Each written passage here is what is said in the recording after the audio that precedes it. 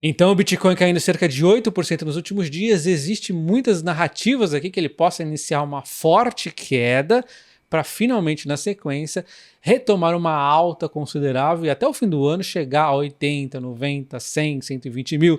Enfim, as narrativas são diversas, mas existem muitas pessoas realmente acreditando em forte queda antes dessa retomada de alta.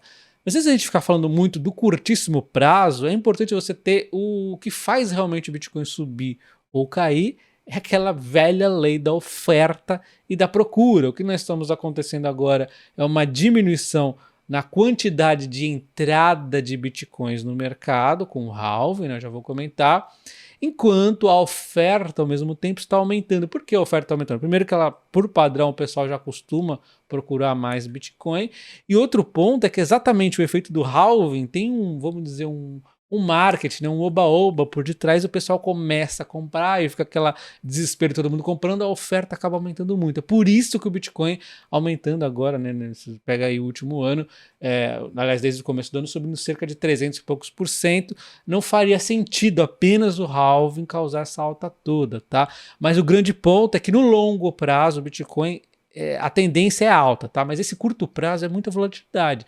Essa narrativa que fez ele subir 300%, daqui a pouco pode ele fazer ele cair bastante e aí depois retomar a alta. Até os grandes institucionais gostam, né, quando tem essas quedas, para realmente comprar e acabar se aproveitando mais ainda da alta. A narrativa principal do momento com certeza é o halving, onde existe aqui uma diminuição da recompensa para os mineradores estarem minerando Bitcoin. O halving acontece de cerca de 4 em 4 anos e a narrativa é a seguinte: nós temos o ano pré-halving, que normalmente é alta, mas com alguma volatilidade, e o pós-halving, o ano pós-halving é alta infinita aí, e aí depois no período aí que não acontece halving nem nada, 2 anos, aí é mais queda do que alta, tá? Então olha só, primeiro halving aqui uma alta infinita, uma quedinha aqui acontecendo bem próxima do halving aí, e uma alta infinita depois. Tivemos uma queda considerável depois ali naquele período que não tinha halving nem nada, uma alta forte, dessa vez nem tivemos queda ali no pré e sim um pouquinho no pós ali, olha só, às vezes muda o padrão. E aí uma alta infinita no pós-halving,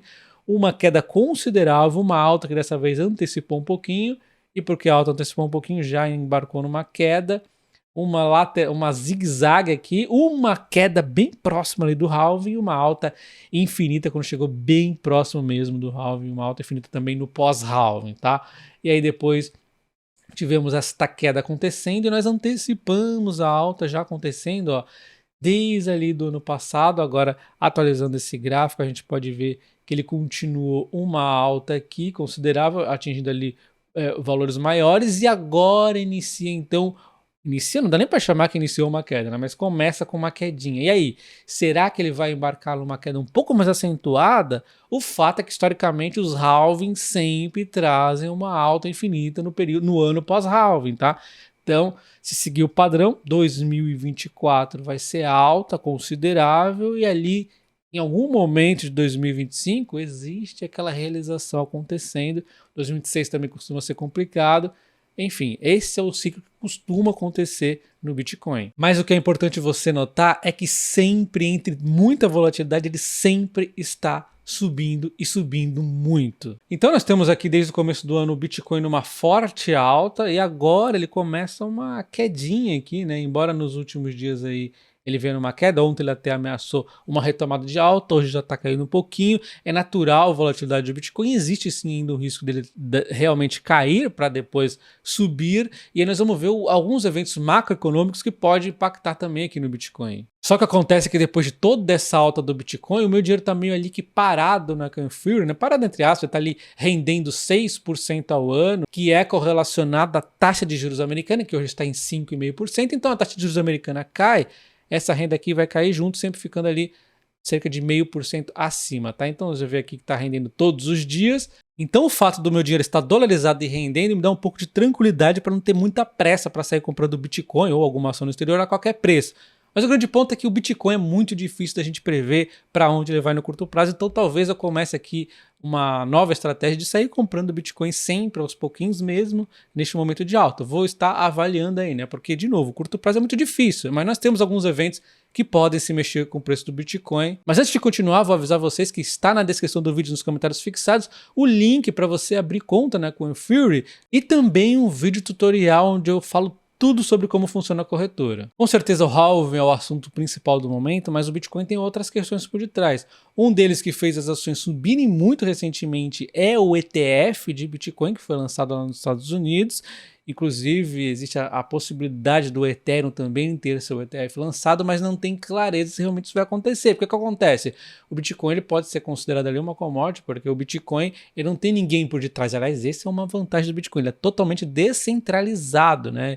Como é que você faz para pressionar aí alguém a intervir no Bitcoin? Agora a Ethereum, que é uma ótima moeda, eu gosto bastante, mas ainda assim ela tem, vamos dizer, pessoas por detrás, né? Então ela não pode ser considerada também uma commodity. E aí tá essa dificuldade aqui, o presidente da SEC tá nessa questãozinha aí. Aliás, corrigindo, questãozinha não, questãozona, né? Não tem como a gente saber se realmente vai ser aprovado o ETF de Ethereum exatamente por conta disso. É um grande de uma questão. Então, com certeza, se sair esse ETF para o Ethereum, ele teria um potencial de uma explosão muito alta, uma alta infinita. Segundo muitos do mercado, ele tem a possibilidade de passar o market cap do Bitcoin.